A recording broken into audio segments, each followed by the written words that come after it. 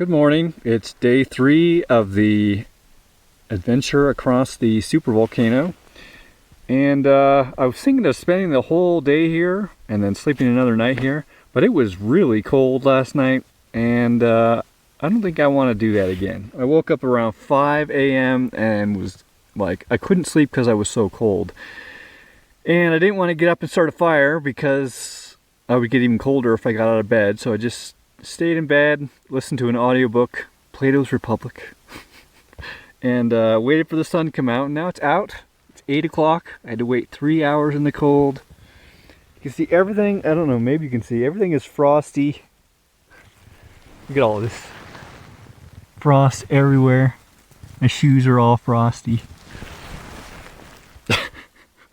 I would bet that it only got down into like the maybe mid-20s, which back where I stayed all winter would have been totally comfortable, but it's really wet up here, right? I'm also 3,000 feet higher, so it might have got colder. I don't know. I don't really have any way of knowing that. I don't think there's any weather services that say the temperature up here anyways, so.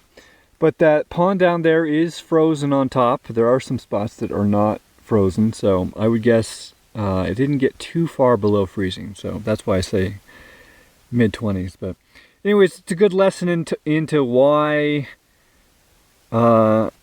being in a wet place is much worse than being in a dry place, right? So same sleeping gear in a dry place at that temperature, I would have not even noticed anything.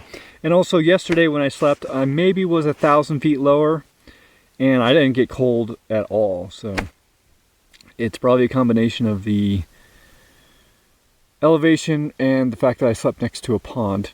So anyways, what I'm planning to do today is to eat a bunch of food in the morning. I'm gonna go start a fire now and let all my stuff dry out before I pack it away.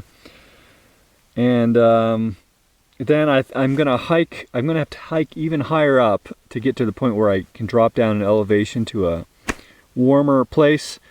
But yeah, I think I'm gonna at least crest that peak, the ridge of the volcano's crater, and then I'll head down quite a ways, but I may not make it all the way to where I'm going today. So it depends on how I feel. It will be mostly downhill from there, and so 10 miles downhill may be pretty easy, but of course, who knows how I'll feel after going up this last little bit. So I may sleep one more night out here, and I won't have access to water at that point, so I'll just have the water I'm carrying up the hill, and I'll just be able to eat coconut butter, right?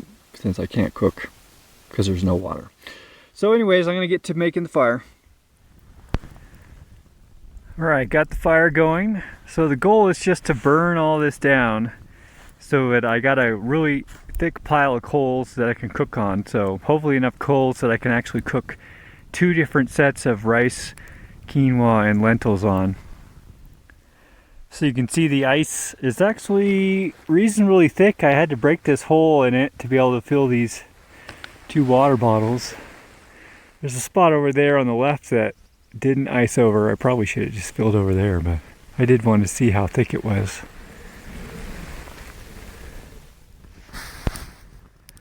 Here's the first round of breakfast. So last night as I was falling asleep, there was a bunch of footprints, loud stomping, and I sat up and it was a small little pack of elk, probably about 3 or 4 of them. It was getting kind of dark, so I couldn't see too good, but it looked like at least 2 of them had antlers, so 2 of them I think were males. So plus I was trying to find a spot to lay down where I wouldn't be sleeping on top of elk poop, and basically that spot didn't exist. So that little pond there I think is a pretty heavily trafficked by elk, and I was probably sleeping in their normal hangout spot. They probably weren't too happy about it. Also this morning I heard a dog barking. I'm like, wow, what's a dog doing out here? But then it started howling like a coyote. I'm like, oh, okay, I guess coyotes sometimes bark just like dogs, and but they stayed pretty far away.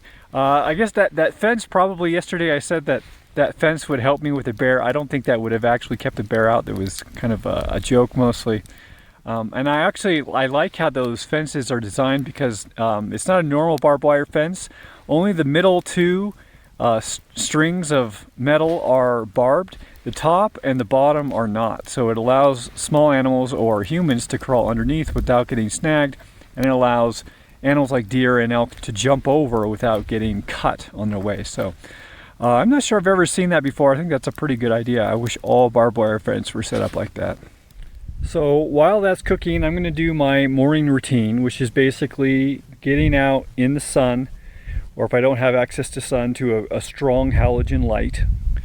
And then just kind of doing like a standing qigong type situation where I'm like holding my hands out, and then I allow my body to move however it wants to, and I can feel that my body's own intelligence is finding the points in my body which are tight or having some sort of issue, and my body will know how to move to start working that out. So basically I've got on my wool socks so that I'm actually conducting, I'm grounding with the earth, but I'm also receiving the energy from the sun, and the fact that I'm connected to both creates a circuit of energy which fills me with energy while also healing my body, right? So this helps me to feel really energetic and happy the whole day, and also is going to increase the amount of time that I live. So anyways, I'd show you like what I'm doing, but I didn't bring my tripod because I didn't want the weight, so you'll just have to take my word for it. I put my 2 titanium water bottles full of water on the coals as well next to that, and basically that's just to heat it up for the next batch, so this water's already hot and I don't have to put as much energy into it later when the fire's not as strong. Also, it's really important to not leave those lids on tight if you're gonna put it on something hot, because it'll boil, it'll create steam, and poop, there goes your lid. And I've had that happen, and I lost the O-ring. The company did send me an O-ring for free. They shipped it for free. That was really cool, but yeah, I unscrew it until it's just kind of loosely on there. You can't pull it off, but it's loose, and that'll, keep it from causing those kinds of problems. So I'm almost done with the meal. I added probably, I would guess, 600 calories worth of coconut butter to it to make it really, really creamy and high calorie.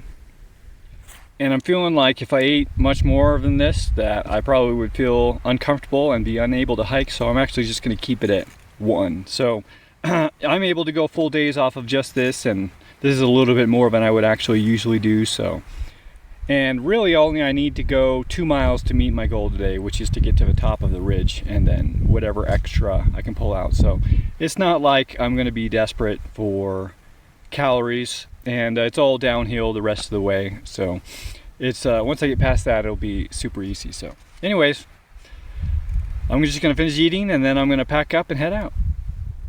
Okay, so just again for today, this is where I started, came up all the way around the crater. This is a total of 20 miles to this point where I am right now. And I'm right next to that pond. And now I got to go 2 miles through fairly level terrain.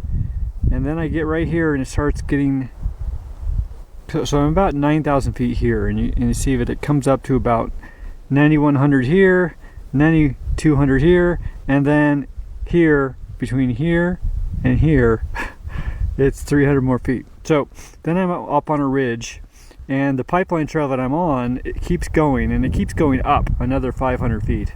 So I'm not going that way, I'm going to go down this way, and I think it's basically downhill starting about here, right? So, and then that's the rest of the way, all downhill into town.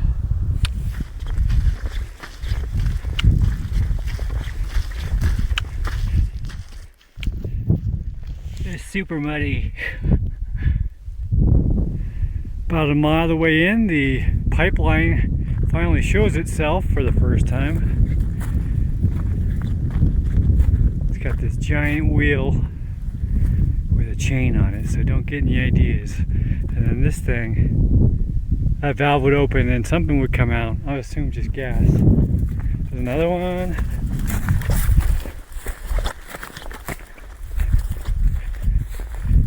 I don't know how they'd get out here. There was like a dozen trees. over the road. Be careful when walking across snow like that, because you see that water right there? There's water like that underneath the snow. So when you fall through, your foot goes right into a puddle. Alright, it's all uphill from here, and then it's downhill. Uh-oh. Looks like there's going to be snow along this entire trail, which I can fall through. This is going to be interesting. So the trick seems to be to use the staff. You can either keep it up on top of the snow if it's hard enough, or go all the way down to get a sense for how deep it is. Put your foot out, keep a lot of weight in this hand through the staff, step out with your other foot. This stuff's pretty soft and not very deep, but this is the general idea. You want to always keep two things connected to the ground, so when you move your staff, make sure both feet are planted. Okay, so here we are, and we're about to get to the point where we have to make a choice. I can stay on the pipeline trail, which goes straight up this hill, when this gets to be like a 45-degree angle probably. Or I can, excuse me. Or I can break off and walk up this trail, which is pretty steep too, especially around this part. But then it kind of cuts along the grade here and then cuts up. So a little bit longer, might be easier. The reason I'm going to actually go this way is because I know there's an overlook here. And so I would like to see what that is exactly. Doesn't that trail look so inviting? But no, I'm committed to suffering. Straight uphill! And then suddenly there was a house. So, is that really old graffiti, or did they just get painted like many different colors over the years, and it's just fading off in different places at different speeds? Looks like it's basically just a big garage with this room here for other purposes. Those are big doors. Probably some sort of fire truck or, I don't know, gas working truck that would go there. And there's a little outhouse hidden back here. Looks like it might be out of order. Check this thing out. It was right near that house. Looks like this is a door which slides up, so it probably originally is up, and then once it traps what it wants to trap, looks like a black bear would fit in there, then it slams shut. And this thing, which is connected to that, probably gets tripped when it shuts. It says it's a satellite antenna. The topo map didn't tell me that the biggest uphill was also covered in snow. So I might be going skiing. 500 more feet. I don't know if you can tell how steep that is, but from where I'm standing, it's real steep. Okay, here's the last part. That's the end right there, but that is basically a cliff. It is steeper than 45 degrees, so that might take me an hour. So there's one of the pipeline things that are like every 50 feet along the pipeline. You see, this is like straight down. Look, there's the valley over there. Here's a straight downhill. I'm basically crawling up this thing. Okay, here's a test. I am carrying this camera level, right? So you see how steep this is? Maybe it's not. Maybe it's about 45. Yeah, I say it's about 45. Okay, I think we've exceeded 45. But I'm almost there. It just gets crazy steep right here. A little bit dangerous. I made it. Okay. No GPS app has any business calling that a road. So, seeing as I'm now on the rim, the upper rim of one of the world's 6 supervolcanoes, and I went up a grade that steep, I think I can call myself a mountain climber now. What do you think? I just crossed the first person that I've seen in 3 days across 24 miles. It's crazy to me. Maybe it's just because it's so early in the season and most people don't want to freeze their butt off. It's sensible, I suppose. Yeah, but I'm close enough to town that that person was just a hiker, you know, not backpacking. Maybe I'll see a few more on the way into town. Definitely different scenery up here. This is the road I'm walking. It's got this barrier. It's got these in a couple of different places. This is in the winter. This is a cross-country skiing trail, so I guess these keep people from falling off the path, maybe. So I went about 4.5 miles, but of course a small portion of that was almost straight uphill. And I am just about to a ski area. Basically, I'm about to hit the paved road, and so rather than keep going, it's still about 7.5 miles, and it's about 4 o'clock right now, so I don't really want to walk 7 miles on a paved road for the next 3 hours. So I'm gonna camp out here, probably about a quarter mile away from the road, and then in the morning I will make the rest of the journey. So I'm actually going to, because tomorrow probably won't be very interesting, I'll just be walking on a paved road, I'm going to include that in this video.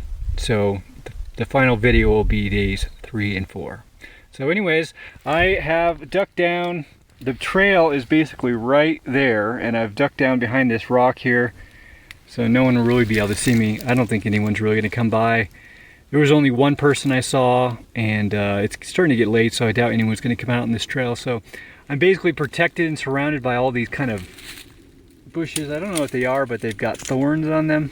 It's hard to identify when they don't have any leaves, but anyways, I'm well protected here. I'm at the same elevation that I was last night, so it still might get cold, but it's nowhere near as wet. So hopefully that makes a pretty big difference. So anyways, that's it for today, and I'll see you guys tomorrow. Good morning. Look at that pretty sky.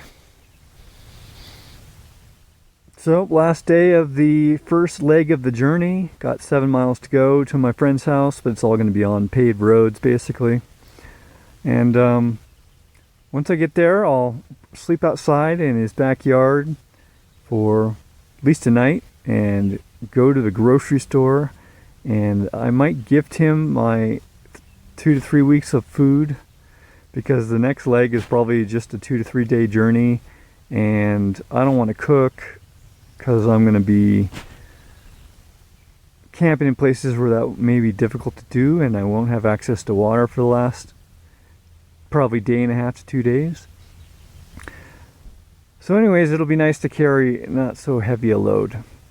And there's also a chance someone has offered to pick us up and drive us. So we might take that option, but right now I'm leaning towards doing the second half, which is another 28 miles, which brings it up to about 60. So anyways, I'm going to start packing up, get an early start. It's starting to get cold. It gets cold in the morning, so and I wake up really early.